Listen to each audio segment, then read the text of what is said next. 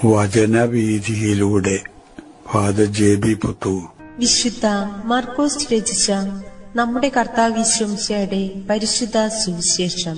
അധ്യായം 1, 14 മുതൽ 20 വരെയുള്ള വാക്യങ്ങൾ. ദൗത്യം ആരംഭിക്കുന്നു. യോഹന്നാൻ ബന്ധനസ്ഥനായപ്പോൾ യേശു ദൈവത്തിന്റെ സുവിശേഷം പ്രസംഗിച്ചുകൊണ്ട് ഗലീലയിലേക്ക് വന്നു. അവൻ പറഞ്ഞു, സമയം പൂർത്തിയായി, ദൈവരാജ്യം സമീപിച്ചിരിക്കുന്നു. അനുതപിച്ച് സുവിശേഷത്തിൽ വിശ്വസിക്കുവിൻ. അവൻ ഗലീലി കടൽ തീരത്തുകൂടെ നടന്നു പോകുമ്പോൾ ശിമയോനെയും അവന്റെ സഹോദരൻ അന്ത്രയോസിനെയും കണ്ടു. മീൻപിടുത്തക്കാരായ അവർ കടലിൽ വലയെറിയുകയായിരുന്നു. യേശു അവരോട് പറഞ്ഞു, എന്നെ അനുഗമിക്കുവിൻ, ഞാൻ നിങ്ങളെ മനുഷ്യരെ പിടിക്കുന്നവരാക്കും.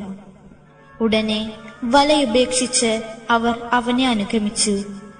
കുറച്ചു ദൂരം കൂടി പോയപ്പോൾ സെബദിയുടെ പുത്രനായ യാക്കോബിനെയും അവന്റെ സഹോദരൻ യോഹന്നാനെയും കണ്ടു. അവർ വഞ്ചിയിലിരുന്ന് വലയുടെ കേടുപോക്കുകയായിരുന്നു. ഉടനെ അവൻ അവരെയും വിളിച്ചു. അവർ പിതാവായ സെബദിയെ സേവകന്മാരോടൊപ്പം വള്ളത്തിൽ വിട്ട് അവനെ അനുഗമിച്ചു.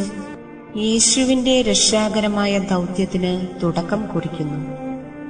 യേശുവിനെ ലോകത്തിന്റെ മുമ്പിൽ അവതരിപ്പിക്കാൻ വേണ്ടി പ്രത്യേകം നിയോഗിക്കപ്പെട്ടവനായിരുന്നു യോഹന്നാൻ.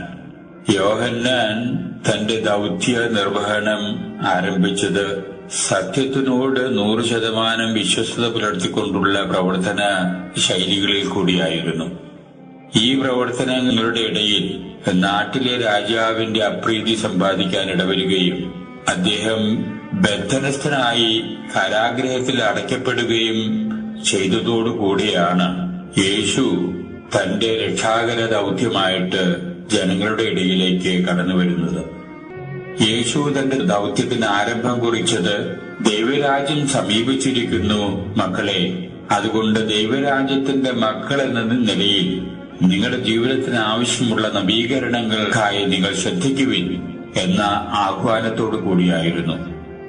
ഈ ആഹ്വാനത്തോടുകൂടെ ആരംഭം കുറിച്ച തന്റെ രക്ഷാകര ദൗത്യം തുടർന്ന് ഫലപ്രദമായ രീതിയിൽ നടത്തിക്കൊണ്ടുപോകുന്നതിന്, തന്നെ സഹായിക്കുന്നതിനും തന്റെ കൂടെ ആയിരിക്കുന്നതിനും ദൗത്യ നിർവഹണത്തിന്റെ ഭാഗമായി അയക്കപ്പെടുന്നതിനും വേണ്ടി ശിഷ്യന്മാരെ തെരഞ്ഞെടുക്കുന്ന ആ വലിയ യത്നത്തിലേക്ക് യേശു കടക്കുകയാണ്.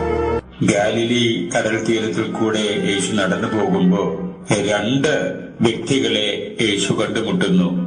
ശിമയോനും അന്ത്രയോസും.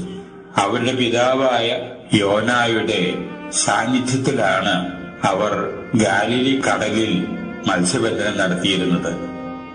യേശു അവരെ കണ്ട് മനസ്സിൽ അവരെ പറ്റിയുള്ള ചിന്തകള് സജീവമാക്കിക്കൊണ്ട് തന്റെ ദൗത്യ നിർവഹണത്തിന് വേണ്ടി ഇവർ ഉതകും എന്ന് കണ്ടുകൊണ്ട് അവരെ 2 പേരെയും ക്ഷണിക്കുകയാണ് തന്റെ ജീവിതത്തിലേക്ക്. അങ്ങനെ കടന്നു പോകുന്ന അവസരത്തിൽ മറ്റ് 2 സഹോദരന്മാർ അവരുടെ പിതാവായ സെബദിയുടെ സാന്നിധ്യത്തിൽ അവിടെയും മത്സ്യബന്ധനം കഴിഞ്ഞ് അതിനോടനുബന്ധിച്ചുള്ള ജോലിയിൽ ഏർപ്പെട്ടുകൊണ്ടിരിക്കുന്നതായിട്ട് കണ്ടു. യേശു അവരെയും തന്റെ ജീവിതത്തിലേക്ക് പങ്കാളികളാകാൻ വേണ്ടി ക്ഷണിക്കുന്നു. അവരായിരുന്നു യാക്കോബും യോഹന്നാനും. ഇങ്ങനെ ശിഷ്യന്മാരിൽ 4 പേരെ ആദ്യം തന്നെ യേശു തിരഞ്ഞെടുക്കുന്നതായിട്ടാണ് സുവിശേഷകനായ മാർക്കോസ് നമ്മുടെ മുമ്പിൽ അവതരിപ്പിക്കുന്നത്. അങ്ങനെ തന്റെ ദൗത്യ നിർവഹണത്തിന്റെ അടിസ്ഥാനം ഏറ്റവും ഫലവത്തായ രീതിയിൽ ഇട്ടുകൊണ്ട് യേശു തന്റേതായിട്ടുള്ള രക്ഷണീയ ദൗത്യം ആരംഭിച്ചതിന്റെ ഒരു ചിത്രമാണ് സുവിശേഷകനായ മാർക്കോസ് ഇന്നത്തെ സുവിശേഷത്തിലൂടെ നമ്മുടെ മുമ്പിൽ അവതരിപ്പിക്കുന്നത് എന്ന് വേണം വിചാരിക്കാൻ.